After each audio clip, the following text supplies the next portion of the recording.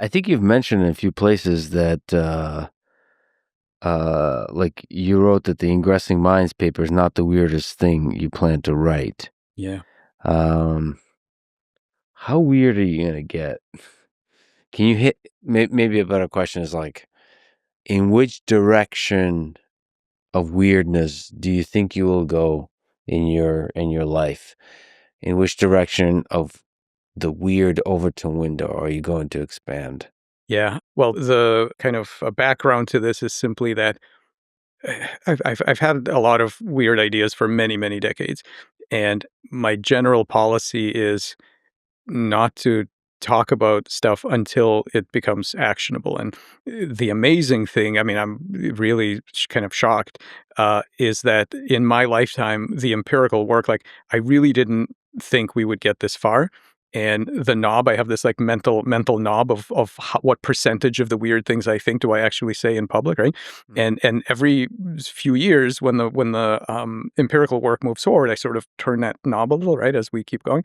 So I have no idea if we'll continue to be that fortunate or how long I can keep doing this or however, like, I don't know. But just to give you a direction for it, it's going to be in the direction of what kinds of things do we need to take seriously as other beings with which to relate to? So I've already pushed it, so like we knew brainy things and then we said, well, it's not just brains. And then we said, well, it's not just it's not just in physical space and it's not just biologicals and it's not just complexity. There's a couple of other steps to take that I'm pretty sure are there, but we're gonna have to do the actual work to make it actionable before we really talk about it. So that direction.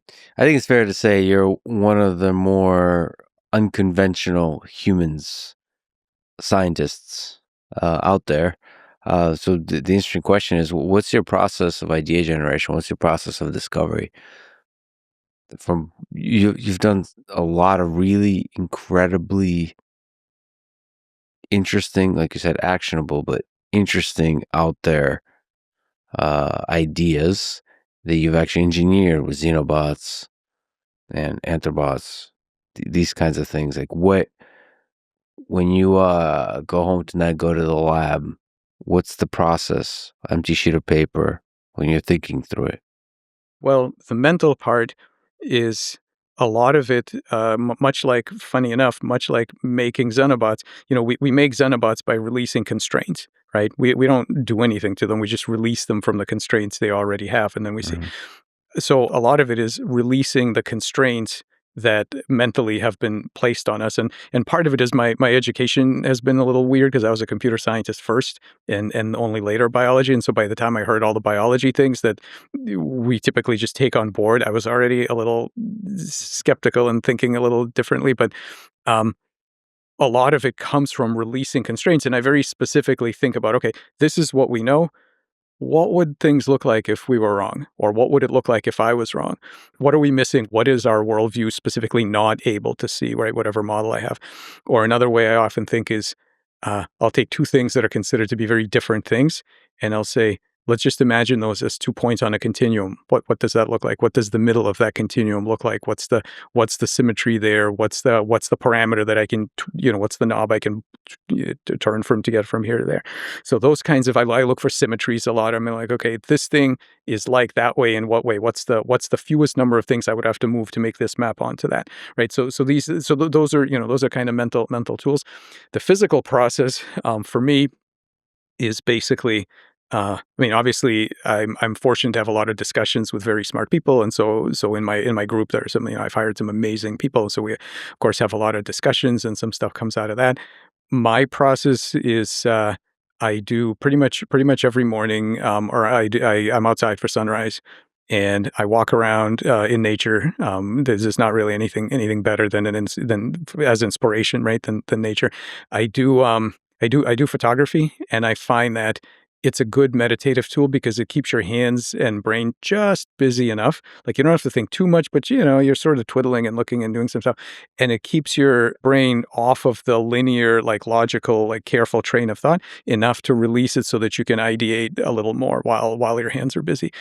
So it's not even the thing you're photographing, it's the mechanical process of doing the photography. And mentally, right? So because I'm not walking around thinking, okay, let's see. So for this experiment, we gotta, I gotta get this piece of equipment, and this, like, that goes away, and it's like, okay, what's the lighting, and what am I looking at?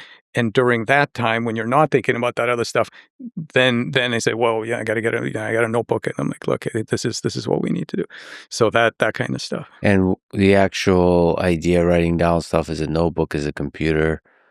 Are you super organized thinking, or is it just like random words here and there with drawings? And like, what if, and also, like, what is the space of thoughts you have in your head?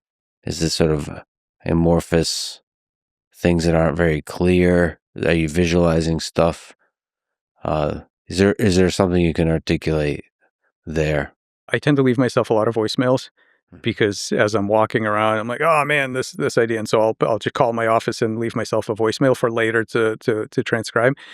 Nice. I don't have a good enough memory to remember any of these things, and so what I keep is a mind map. So I have an enormous mind map. One piece of it hangs in my lab so that people can see, like, these are the ideas. This is how they link together. Here's everybody's project. I'm working on this. How the hell does this attach to everybody else's so they can track it? The thing that hangs in the lab is about 9 feet wide. It's a silk sheet, and it's out of date within a couple of weeks of my printing it because new stuff keeps moving around.